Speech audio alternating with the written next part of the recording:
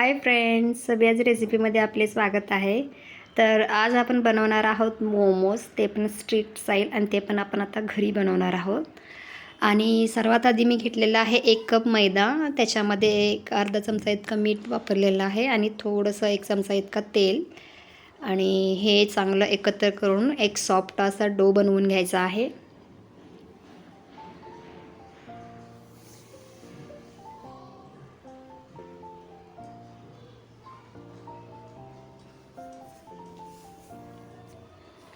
लागेल तेवढे पाणी वापरायचं आहे.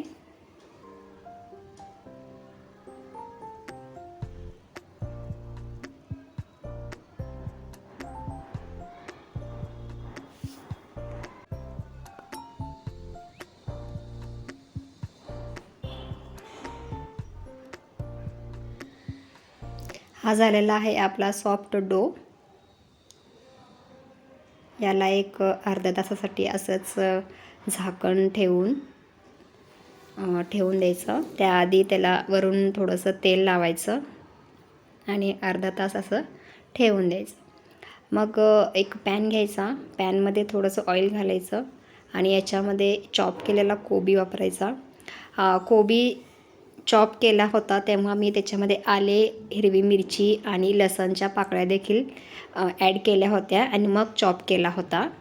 आणि आता पॅनमध्ये तेल घेऊन हा आपण जो चॉप केलेला कोबीचे मिश्रण आहे सगळे ते याच्यामध्ये हलके फ्राय करायचं. याला जास्त ओव्हरकुक नाही करायचं आहे.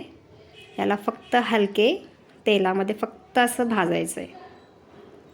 आणि याच्यामध्ये आता ॲड करायचं 2 चमचे सोया सॉस आणि 2 चमचे टोमॅटो केचप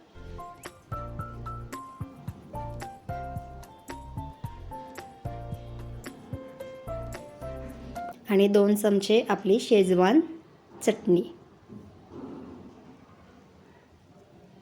याला चांगलं एकजीव करून घ्यायचं.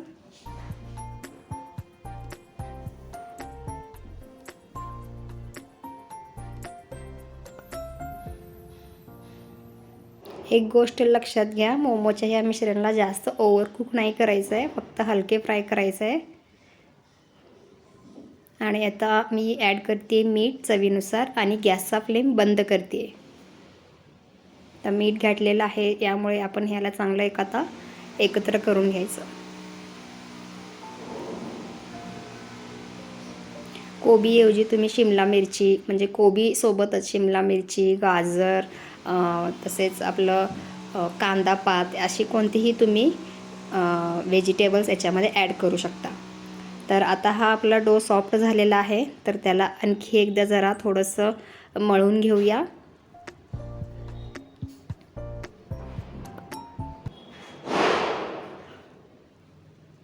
आणि याचा एक छोटासा पेढा बनवायचा आणि अशी छोटीशी याची पोळी लाटायची.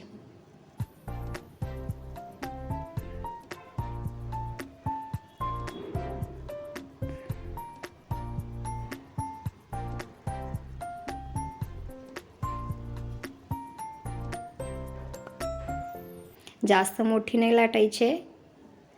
आपल्याला जेवढ्या साईजचे मोमो हवे आहेत तेवढ्याच साईजचे आपण पोळी लाटायचे. आणि आता याच्यामध्ये भरायचं आपलं हे कोबीचे मिश्रण आणि याला शेप द्यायचा. या मोमोजला तुम्ही कुठल्याही प्रकारचा शेप देऊ शकता, मोदकाचा देखील शेप देऊ शकता. तर मी या ठिकाणी असा शेप दिलेला आहे, आपण पाहू शकता. आणि याला एका साईडमध्ये ठेवून द्यायचं.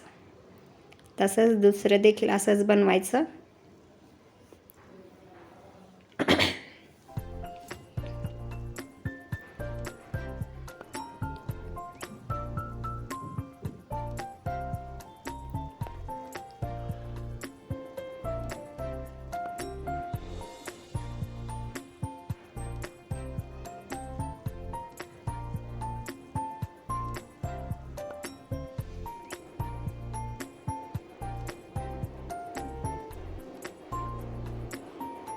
अशा पद्धतीने हे दुसरा पण मी मोमोज बनवून दाखवलेला आहे.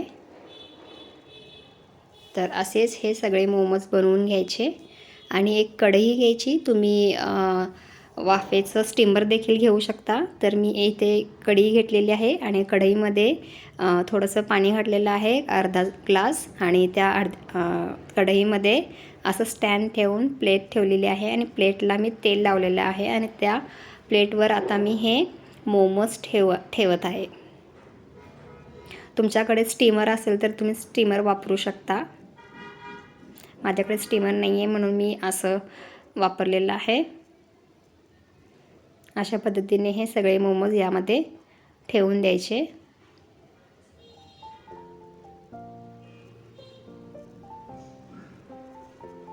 आणि एक 10 मिनटासाठी असंच मीडियम टू लो फ्लेमवर वाफवू द्यायचं. एक 10 मिनटानंतर पहा, आपले मोमोज हे ऑलमोस्ट डन झालेले आहेत. तर हे एकदम एकमेकांना चिकटतात, तर आपण हे अगदी केअरफुली असे एकमेकांपासून सुटे करायचे आहेत, नाहीतर ते फाटतील.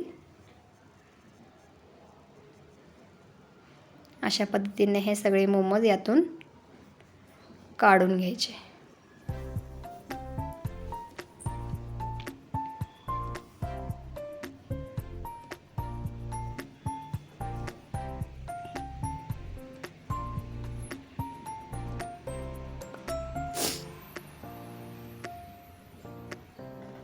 तर हे झालेले आहेत मोमोज रेडी.